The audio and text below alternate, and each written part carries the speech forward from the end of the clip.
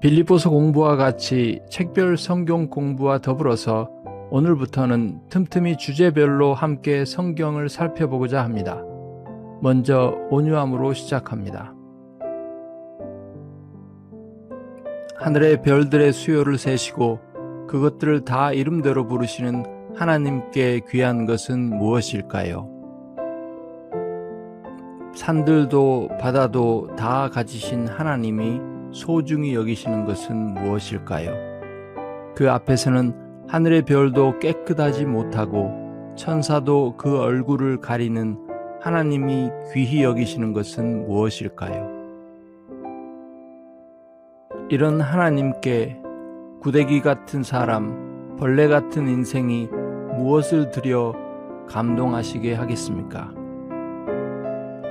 금이나 은, 부동산, 재산, 권세, 명예, 교육, 지식, 기술, 인맥, 외모, 직장, 평판, 출생, 가문, 행위, 이런 것들로는 하나님을 감동시킬 수 없습니다. 천지의 주제시요 만물을 그 뜻대로 다스리시는 거룩하신 하나님께 이런 것들이 다 무엇이란 말입니까? 세상 사람들의 부귀영화와 자랑스러워하는 이런 것들이 하나님께 다 무엇이란 말입니까? 여호와 하나님은 말의 힘이 세다 하여 기뻐하지 아니하시며 사람의 다리가 억세다 하여 기뻐하지 아니하십니다. 이런 것들로는 하나님을 기쁘시게 하지 못하며 하나님을 감동시킬 수 없습니다. 그런데 말입니다. 이런 거룩하신 하나님이 만물을 그 뜻대로 부르시고 다스리시는 천지의 주제이신 하나님이 기뻐하시는 것이 있다고 합니다. 하나님이 기뻐하시는 자들이 있다고 합니다. 그것은 다름 아닌 겸손한 자 혹은 온유한 자입니다. 다윗이 이렇게 말합니다. 하나님께서 구하시는 제사는 상한 심령이라 하나님이여 상하고 통회하는 마음을 주께서 멸시하지 아니하시리이다. 아멘. 예수께서 친히 말씀하셨습니다. 온유한 자는 복이 있나니 그들이 땅을 기업으로 받을 것이며 온유한 자가 행복자라고 합니다. 왜 그렇습니까? 하나님께서 그들을 기뻐하시기 때문입니다. 하나님께서 그들을 귀하게 여기시기 때문입니다. 그렇다면 온유함이란 무엇입니까? 어떤 것을 의미합니까? 디도서에 따르면 온유함은 화와 반대되는 믿는 자의 태도입니다. 아무도 비방하지 말며 다투지 말며 관용하며 범사의 온유함을 모든 사람에게 나타낼 것을 기억하라. 디도서 3장 2절입니다. 온유함은 이처럼 내면의 부드러움과 인자함입니다. 그렇다고 해서 온유함을 젤리와 같이 흐물흐물하고 이도저도 아닌 우유부단한 성품이나 태도를 가리키는 것으로 이해해서는 안 됩니다. 오히려 그런 온유함과 부드러움, 안정과 인자함은 반석과 요새시요 피할 바위와 방패와 산성이신 하나님만을 의지함으로 비롯되는 강건함과 관련됩니다. 여호와는 나의 반석이시요 나의 요새시요 나를 건지시는 이시요 나의 하나님이시요 내가 그 안에 피할 나의 바위이시요 나의 방패시요 나의 구원의 뿌리시요 나의 산성이시로다. 아멘. 모세는 온 지면에서 온유함이 승한 사람이었지만 그 누구보다도 강인했습니다. 그 누구보다도 강인했으며 심지가 견고하였고 끝까지 하나님께 충성하였습니다. 하나님께서는 이런 모세를 들어 자기의 백성을 바로의 손아귀에서 건져내셨을 뿐 아니라 그들을 약속의 땅으로 이끌어 들이셨습니다. 이런 모세였기에 성경은 구약의 그 누구보다 뛰어난 예수님의 신실하심의 탁월성을 이야기하기 위해 모세를 예로 듭니다. 그는 자기를 세우신 이에게 신실하기를 모세가 하나님의 온 집에서 한 것과 같이 하셨으니 히브리서 3장 2절입니다. 아멘. 요한복음을 보면 예수께서 나는 포도나무요 나는 생명의 떡이요 라고 은유적으로 자신을 말씀하기는 합니다. 하지만 나는 스스로 어떤 사람이다 라고 하신 대목은 거의 없습니다. 그런데 마태복음 11장 29절에서 자신을 그렇게 묘사하십니다. 그리고 그것이 바로 온유함입니다. 나는 마음이 온유하고 겸손하니 나의 멍에를 메고 내게 와서 배우라. 온유함은 모든 것을 하나님의 손에 맡기고 하나님의 선하심을 의지하여 기꺼이 모든 일을 감당하는 태도입니다. 그렇기 때문에 온유함이란 우유부단함이나 연약함이 아닌 진정한 강함과 관련됩니다. 심지가 곧고 흔들리지 않는 신실함과 안정감입니다. 진정한 충성됨입니다. 참으로 우리 주 예수 그리스도는 하나님 아버지의 선하신 뜻을 따라 십자가의 수치를 개의치 않으시고 그 너머에 있는 즐거움을 바라보셨습니다. 그렇게 그 얼굴을 부싯돌같이 굳게 하여 십자가를 지는 길로 나아가셨던 것입니다. 이런 예수 그리스도를 이사야 선지자는 이렇게 예언합니다. 나를 때리는 자들에게 내 등을 맡기며 나의 수염을 뽑는 자들에게 나의 뺨을 맡기며 모욕과 침뱉음을 당하여도 내 얼굴을 가리지 아니하였느니라. 아멘. 무엇보다 온유함은 하나님께 저항하지 않는 내면의 태도입니다. 자기를 기쁘게 하지 않고 하나님 안에서 자신의 기쁨을 찾는 태도입니다. 자기를 기쁘게 하고자 하나님을 슬프게 하는 일을 하지 않습니다. 오히려 그 반대입니다. 아니, 온유함이란 하나님을 기쁘시게 하는 것으로 자신의 기쁨을 삼는 심령입니다. 참으로 예수님의 기쁨은 하늘 아버지의 뜻을 행하는 데 있었습니다. 예수께서 이르시되 나의 양식은 나를 보내신 이의 뜻을 행하며 그의 일을 온전히 이루는 이것이니라. 아멘. 참된 온유함은 더 이상 자기 변호를 일삼지 않습니다. 자기 안에는 아무것도 변호할 만한 것이 없음을 잘 알기 때문입니다. 자기 연민에 빠지지도 않습니다. 결코 자신을 측은히 여기지 않습니다. 예수께서 말씀하신 충성스러운 종과 같이 힘써 자신의 일을 행한 후에도 우리는 무익한 종이라 우리가 하여야 할 일을 한 것뿐이라고 생각합니다. 온유한 사람은 자신의 한계와 분량을 잘 압니다. 그리고 타인을 선대하고 인자하게 대합니다. 야고보 사도는 이렇게 말합니다. 너희 중에 지혜와 총명이 있는 자가 누구냐?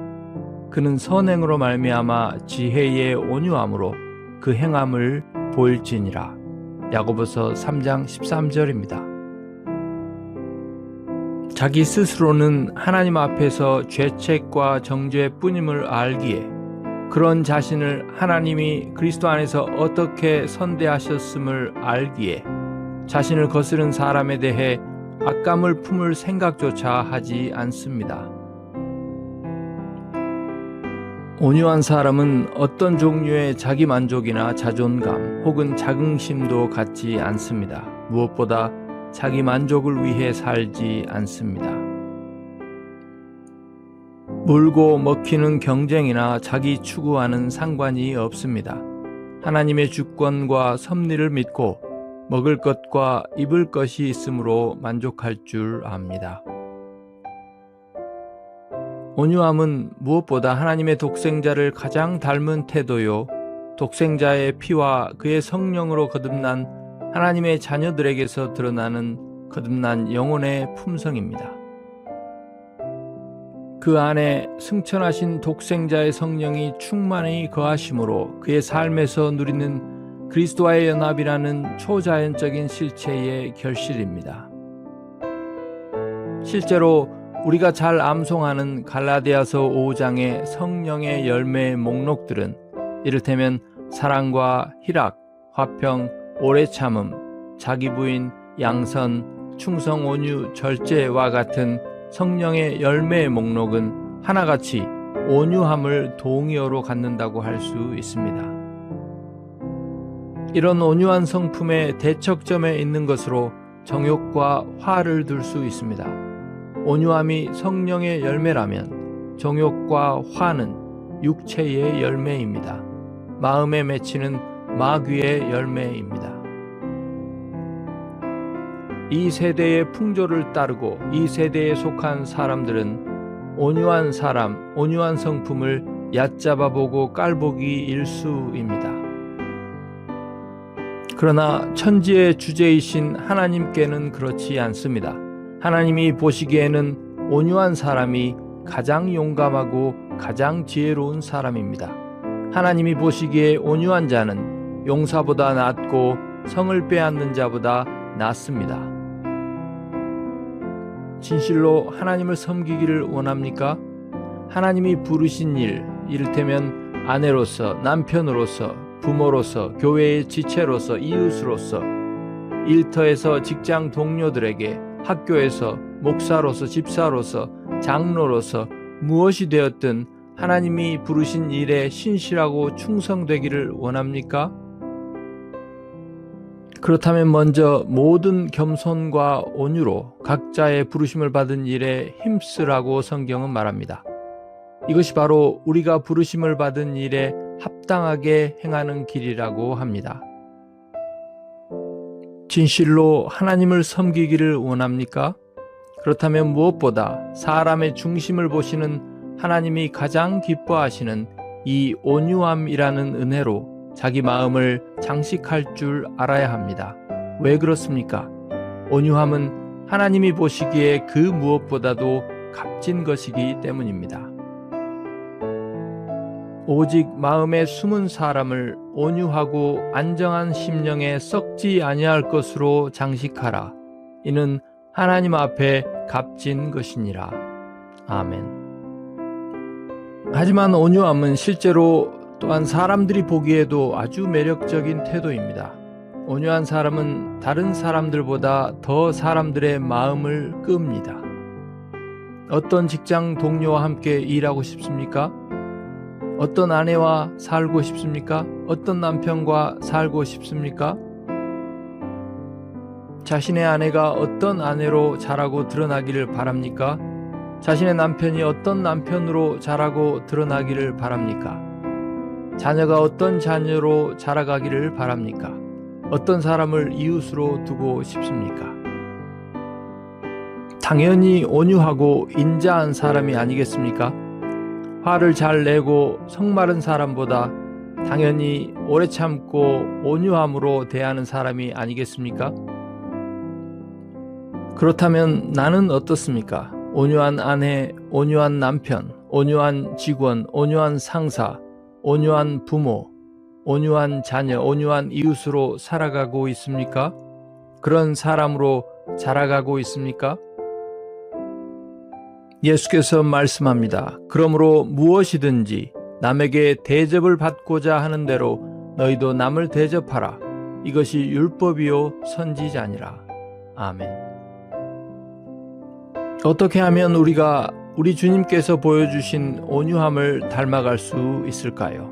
어떻게 하면 이런 온유함의 진보를 나타낼 수 있을까요? 어떻게 하면 이 땅에서도 온유한 자의 복과 평안을 누릴 수 있을까요? 너무나 감사하게도 길이 있습니다. 모호하고 막연하지 않은 너무나 분명한 초청이 우리에게 주어져 있습니다. 길과 진리와 생명 되신 예수께서 우리를 부르시는 이 초청을 들어보십시오. 나는 마음이 온유하고 겸손하니 나의 멍에를 메고 내게 배우라. 그리하면 너희 마음이 쉼을 얻으리니 이는 내 멍에는 쉽고 내 짐은 가벼움이라 하시니라. 아멘. 모든 온유와 겸손의 원천이신 주 예수께서 우리를 부르십니다. 자기와 함께 멍에를 메고 직접 자기에게서 배우라고 하십니다. 무엇보다 그 멍에는 쉽고 그분이 부르신 계명들은 무거운 것이 아니라고 합니다. 예수 그리스도를 당신의 구주와 주님으로 믿습니까? 하나님을 사랑하십니까? 그렇다면 그분이 주신 이 복된 계명을 따라 행하십시오. 하나님을 사랑하는 자에게 그의 계명은 무거운 것이 아닙니다. 하나님을 사랑하는 것은 이것이니 우리가 그의 계명들을 지키는 것이라. 그의 계명들은 무거운 것이 아니로다. 요한일서 5장 3절입니다. 아멘. 털 깎는 자 앞에서 잠잠한 양과 같이 우리 죄와 죄책을 다 짊어지신 하나님의 어린 양께서 만왕의 왕으로서 선언하십니다. 온유한 자는 복이 있나니 그들이 땅을 기업으로 받을 것이며. 마태복음 5장 5절입니다. 아멘.